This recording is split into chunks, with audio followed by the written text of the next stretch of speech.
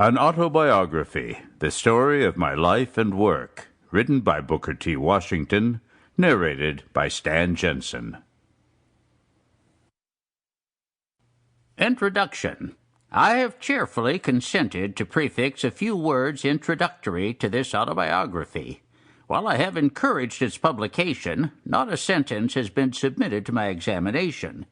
From my intimate acquaintance with the subject, because of my connection with the Peabody and the Slater Education Funds, I am sure the volume has such a strong claim upon the people that no commendation is needed. The life of Booker T. Washington cannot be written.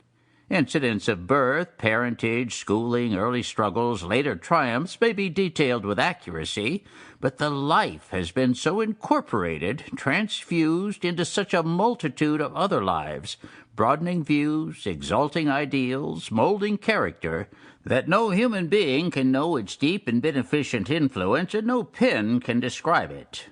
Few living Americans have made a deeper impression on public opinion, softened or removed so many prejudices, or awakened greater hopefulness in relation to the solution of a problem encompassed with 1,000 difficulties and perplexing the minds of philanthropists and statesmen. His personality is unique. His work has been exceptional. His circle of friendships has constantly widened. His race, through his utterances and labors, has felt an upward tendency, and he himself has been an example of what worth and energy can accomplish, and a stimulus to every one of both races aspiring to a better life and to doing good for others. It has been said with truth that the race problem requires the patient and wise cooperation of the North and the South, of the white people and the Negroes. It is encouraging to see how one true, wise, prudent, courageous man can contribute far more than many men to the comprehension and settlement of questions which perplex the highest capabilities. Great eras have often revolved around an individual, and so in this country it is singular that, contrary to what pessimists have predicted, a colored man, born a slave, freed by the results of the war, is accomplishing so much toward thorough pacification and good citizenship. While Mr. Washington has achieved wonders in his own recognition as a leader and by his thoughtful addresses, his largest work has been the founding and the building up of the Normal and Industrial Institute at Tuskegee, Alabama.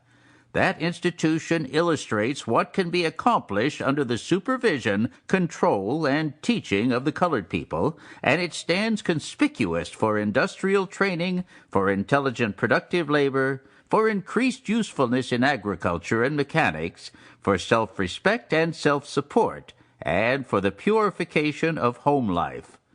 A late circular of the trustees of Hampton Institute makes a startling statement that 6 million of our Negroes are now living in one-room cabins. Under such conditions, morality and progress are impossible.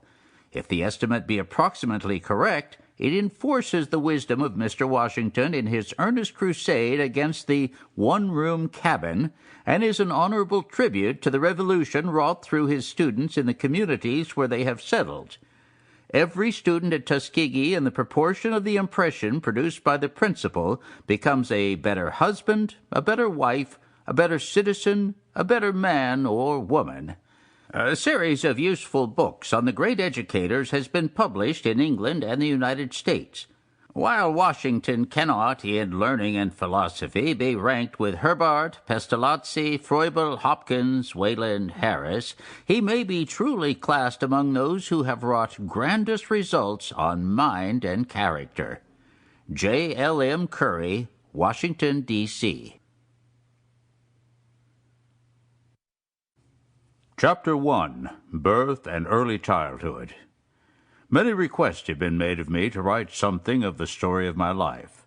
Until recently, I have never given much consideration to these requests, for the reason that I have never thought that I had done enough in the world to warrant anything in the way of an autobiography, and I hope that my life work, by reason of my present age, lies more in the future than in the past. My daughter Portia said to me not long ago, "Papa, do you know that you have never told me much about your early life, and your children want to know more about you?" Sample complete. Ready to continue?